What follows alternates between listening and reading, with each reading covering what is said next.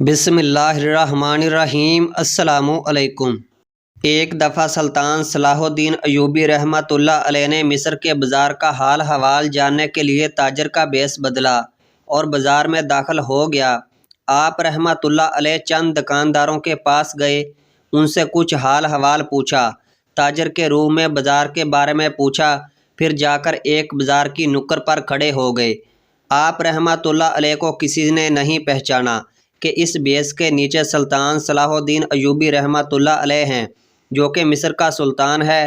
سلطان اپنی آنکھوں سے بازار کو بڑی باریکی سے دیکھتا رہا تھا کہ کس طرح کے گاہک بازار میں آ رہے ہیں، کیا کیا چیز خرید و فروخت ہو رہی ہے بازار میں، تاجروں کا گاہکوں کے ساتھ کیسا رویہ ہے اور کس قسم کے گاہک بازار میں خریداری کر رہے ہیں۔ ابھی سلطان یہ چیزیں دیکھ ہی رہا تھا کہ آپ رحمۃ اللہ علیہ کی نظر ایک نوجوان پر پڑی، جس کو دیکھ کر سلطان کی نظریں چند لمحوں کے لیے اس پر جم گئیں۔ وہ نوجوان بہت زیادہ خوبصورت اور حسین و جمیل تھا۔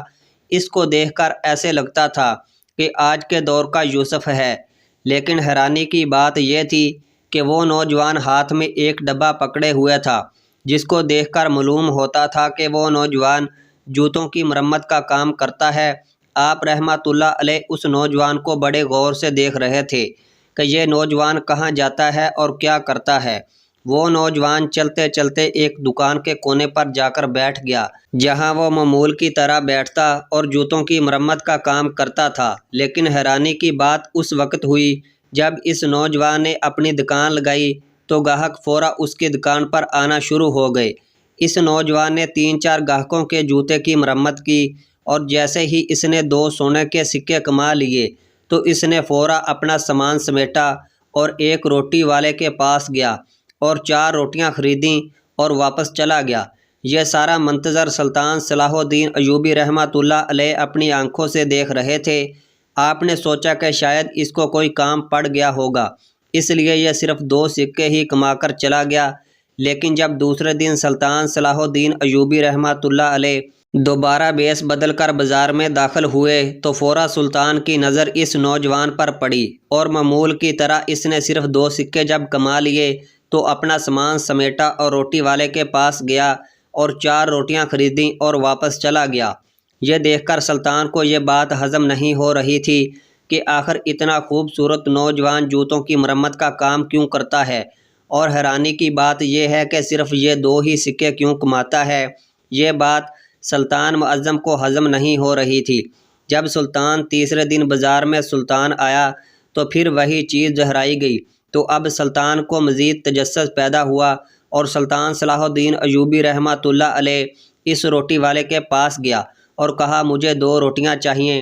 روٹی والے نے سلطان کے ہاتھ میں 2 روٹیاں دیتے ہوئے کہا کہ 1 سکہ دے دو۔ سلطان معظم نے 1 سکہ ادا کرتے ہوئے کہا کہ یہ نوجوان جو جوتوں کی مرمت کا کام کرتا ہے، یہ صرف 4 سکے ہی کیوں کماتا ہے اور تم سے روٹی خرید کر واپس گھر کیوں چلا جاتا ہے، حالانکہ اس کا کام اتنا اچھا ہے کہ اس کی دکان لگتے ہی فوراً گاہک آنا شروع ہو جاتے ہیں، اور یہ اپنے کاموں کو چھوڑ کر صرف 2 سکے کما کر کیوں چلا جاتا ہے۔ تندور والے نے کہا، اے بھائی، ہمیں کیا معلوم، یہ نوجوان تو ہمیں دیوانہ لگتا ہے۔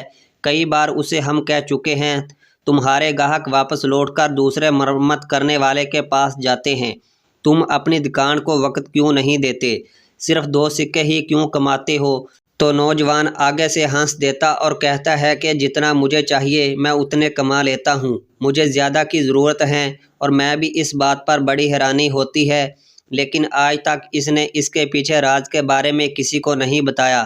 جب چوتھا دن ہوا تو سلطان صلاح الدین ایوبی رحمۃ اللہ علیہ دوبارہ بیس بدل کر بازار میں داخل ہوئے اور اب اس نوجوان کی انتظار کرنے لگے۔ تھوڑا ہی وقت گزرا کہ وہ نوجوان دوبارہ معمول کی طرح بازار میں آیا اور جا کر کونے پر اپنی دکان لگائی اور فوراً اس نے پاس گاہک آنا شروع ہو گئے۔ اب جیسے ہی اس نوجوان نے 2 سکے کما لیے تو وہ فوراً روٹی والے کے پاس گیا اور جا کر اس سے روٹی خریدی اور دوبارہ اپنے گھر کی طرف چل پڑا۔ اب سلطان صلاح الدین ایوبی رحمۃ اللہ علیہ یہ سارا منظر دیکھ رہے تھے اور اب سلطان اس نوجوان کا پیچھا کرنے لگا۔ بازار میں کوئی نہیں جانتا تھا کہ مسلسل 4 دن سے سلطان ایک تاجر کی بیس میں یہ سارا منظر دیکھ رہا ہے۔ اب وہ نوجوان پیدل چلتا ہوا جا رہا تھا اور سلطان بھی اپنے گھوڑے کے ساتھ پیدل چلتا چلتا اس کا پیچھا کر رہا تھا۔ چلتے چلتے وہ نوجوان ایک وادی میں جا پہنچا جہاں ایک چھوٹی سی جھونپڑی بنی ہوئی تھی۔ نوجوان نے اپنا سامان رکھ کر جھونپڑی کے ساتھ درخت کے سائے میں رکھ کر اندر چلا گیا۔ سلطان نے اپنا گھوڑا ایک درخت کے ساتھ باندھ دیا اور چلتا چلتا اس جھونپڑی کے دروازے پر جا پہنچا۔ پہلے تو سلطان نے چاہا کہ فوراً سلام کر کے اندر چلا جائے، لیکن پھر سلطان نے کچھ آواز سنی اور تھوڑی دیر کے لیے رک گیا۔ سلطان کو اندر سے کچھ آوازیں سنائی دیں تو سلطان نے جھونپڑی سے ایک سوراخ کے ذریعے دیکھنے لگا کہ اندر کون ہے اور یہ نوجوان کس کے ساتھ باتیں کر رہا ہے، اور آخر ایسا کیا راز ہے یہ نوجوان صرف 2 ہی سونے کے سکے کما کر کیا روٹیاں خرید کر واپس کیوں چلا جاتا ہے۔ جیسے ہی سلطان نے جھونپڑی کے اندر جھانک کر دیکھا تو سلطان چند لمحوں کے لیے ساکت ہو گیا، کیونکہ سلطان نے دیکھا کہ اس نوجوان نے ایک برتن میں 2 روٹیاں رکھیں اور پھر جھونپڑی میں لیے ہوئے بوڑھے بزرگ اور بوڑھی عورت کے ہاتھ میں دلائے۔ ہاتھ منہ دلانے کے بعد اس نوجوان نے اپنے ہاتھوں سے ان کو کھانا کھلانے لگا۔ اب یہ سارا منظر سلطان صلاح الدین ایوبی دیکھ رہا تھا۔ اس نوجوان نے جب ان دونوں کو کھانا کھلا لیا تو بچے ہوئے چند ٹکڑے خود کھائے اور باقی کی 2 روٹیاں ایک کپڑے میں لپیٹ کر رکھ دی اور ان دونوں کی خدمت میں لگ گیا۔ شاید وہ 2 روٹیاں رات کے لیے رکھی تھیں۔ سلطان معظم یہ سارا منظر دیکھ رہا تھا اور سوچ رہا تھا کہ آخر اس نوجوان کا ان دونوں کے ساتھ کیا رشتہ ہے کہ یہ نوجوان ان کی اتنی خدمت کر رہا ہے۔ اب سلطان سے برداشت نہ ہوا اور سلطان صلاح الدین ایوبی رحمۃ اللہ علیہ سلام کر کے جھونپڑی کے اندر چلا گیا۔ جیسے اس نوجوان نے سلطان صلاح الدین ایوبی کو دیکھا تو اس نوجوان نے سلطان کو تاجر سمجھا اور پھر آپ کو بیٹھنے کا اشارہ کیا اور آپ کے سامنے پانی حاضر کیا۔ آپ نے چند گھونٹ پانی کے بھرتے ہوئے اس نوجوان کو کہا کہ میں بازار سے تمہارا پیچھا کرتے کرتے یہاں تک پہنچا ہوں اور مجھے اپنے چند سوالوں کے جواب تم سے پائیے، اور مجھے امید ہے کہ تم میرے سوالوں کے جواب ضرور دو گے۔ یہ سن کر وہ نوجوان مسکرانے لگا اور کہا کہ بتاؤ تمہارے کون سے سوال ہیں؟ سلطان نے کہا کہ اتنی خوبصورت جوانی کے باوجود تم یہ جوتوں کی مرمت والا کام کیوں کرتے ہو؟ اور میرا دوسرا سوال یہ ہے کہ تم دن میں صرف 2 سکے ہی کیوں کماتے ہو؟ اگر تم چاہو تو دن میں کئی گنا اس سے زیادہ کما سکتے ہو اور ایک دن تو تم بڑے دولت مند آدمی بن سکتے ہو، لیکن آخر کیا وجہ ہے کہ تم صرف 2 سونے کے سکے کما کر اپنے کاموں کو چھوڑ کر دکان بند کر کے چلے جاتے ہو؟ یہ سن کر اس نوجوان نے سلطان کو کہا اس کے پیچھے بہت بڑی کہانی ہے، میں اگر اس کو سنانے لگوں تو بہت وقت گزر جائے گا، لہٰذا کھانے کا وقت ہو رہا ہے، آپ کھانا کھا لیں، پھر بیٹھ کر بات کرتے ہیں۔ سلطان نے کہا کہ میں نے 2 بھی روٹیاں اس تندور والے کے پاس سے خریدی جس سے تم نے خریدی تھی، آؤ بیٹھ کر پہلے کھانا کھاتے ہیں اور پھر تم مجھے اپنی کہانی سنانا۔ سلطان نے اپنے تھیلے سے 2 روٹیاں نکالی اور دونوں نے بیٹھ کر کھانا کھایا، اور کھانا کھانے کے بعد سلطان اس نوجوان سے مخاطب ہوا اور کہا بتاؤ کہ اب تمہاری کہانی کیا ہے؟ تو اس نوجوان نے کہا کہ یہ بوڑھا آدمی میرا باپ ہے اور یہ بوڑھی عورت میری ماں ہے، اور مجھے بچپن ہی سے سلطان کے وزیر بننے کا شوق تھا۔ میں بڑے بڑے مدرسوں میں پڑھتا رہا تاکہ میں سلطان کا وزیر بن سکوں، لیکن وقت نے کچھ حالات کا رخ ہی بدل دیا۔ ایک طرح میں جوانی کے سفر کی منزل طے کر رہا تھا تو دوسری طرف میرے بابا جوانی سے نکل کر بڑھاپے کی طرف جا رہے تھے۔ جب میں جوان ہوا تو بڑھاپے نے میرے باپ کو گھیر لیا۔ اب میرے بابا جس نے مجھے بچپن سے لے کر جوانی تک کھلایا تھا، اب وہ کمانے کے لائق نہ رہا، لیکن مجھے پھر بھی سلطان کے وزیر بننے کا جنون تھا۔ میں بڑے بڑے مدرسوں، بڑے بڑے قاضیوں کے پاس تعلیم حاصل کرتا رہا تاکہ اس قابل بن سکوں کہ سلطان کا وزیر بن سکوں، لیکن میرے ماں باپ کہتے کہ بیٹا سلطان کا وزیر بننا کوئی عام بات نہیں، یہ بہت بڑا عمدہ ہوتا ہے اور اس کی بہت بڑی ذمہ داریاں ہوتی ہیں، ایک غریب کا بیٹا کبھی وزیر نہیں بن سکتا۔ لیکن میں اپنی ماں کو ہمیشہ کہتا کہ میں اپنے سلطان کا وزیر ضرور بنوں گا۔ وقت کے ساتھ ساتھ میرا یہ خواب بھی بڑا ہو رہا تھا۔ ایک دن میں ہی خواب لے کر میں جا رہا تھا کہ آخر میں ایسا کیا کام کروں کہ میرا کام کا نام ہمارے سلطان معظم تک جا پہنچے اور وہ مجھے سے متاثر ہو کر مجھے وزیرات کا عہدہ دے دے۔